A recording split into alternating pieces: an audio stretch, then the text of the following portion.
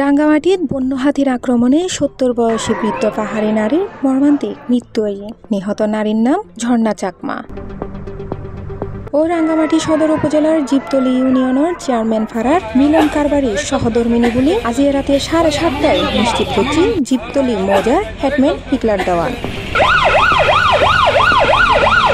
এই ঘটনায় ৮০ বছর বয়সী সুজিতা চাকমা নামের আরও এক বৃদ্ধা পাহাড়ি নারী গুরুতর আহত হয়ে।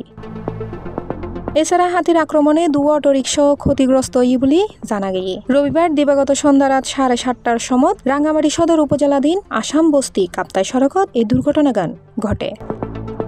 রাঙ্গামাটি জেনারেল হাসপাতালের আবাসিক চিকিৎসক ডাক্তার শওকত আকবর খান ঘটনা সত্যতা নিশ্চিত করিয়ে প্রতিবেদন করে হয় গুরুতর আহত অবস্থায় 2 নারীরে রাতে 8টার সময় রাঙ্গামাটি জেনারেল হাসপাতালত আনা হয়। এই সময় চিকিৎসাধীন অবস্থায় ঝর্ণা চাকমা মারা যায়। অপরজনের অবস্থা ভালো ন বলে মন্তব্য করি উনি হয় তারে দ্রুত উন্নত চিকিৎসা দিবেন লাই চট্টগ্রামত রেফার করা হয়। কাপ্তাই বন বিভাগের রেঞ্জ অফিসার উমর ফারুক স্বাধীন এবং কাপ্তাই নতুন বাজার সিএনজি চালক সমিতির সভাপতি আবু বক্কর হয় আজ রবিবার আজনে 7:30টার দিকে আসাম বস্তি কাপ্তাই সড়কের আগরবাগান 1 কিলোমিটার এলাকাত রাঙ্গামাটি তুন কাপ্তাইত আইনুর ফতত একান অটোরিক্সা বন্য হাতির সামনে ফরি যায় গুই। এই সময় অটোরিক্সার তাহন্যে 2 জন মহিলা যাত্রীরা বন্য হাতিও গুরুতর আঘাত করে। এই সময় সিএনজি চালক দৌড়ে যায়, প্রাণে রক্ষা পায়।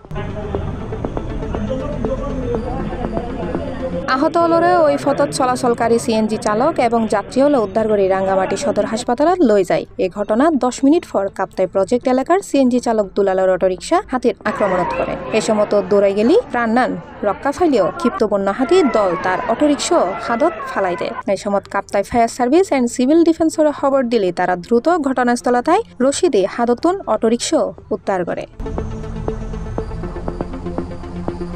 C+ TV Chittagong.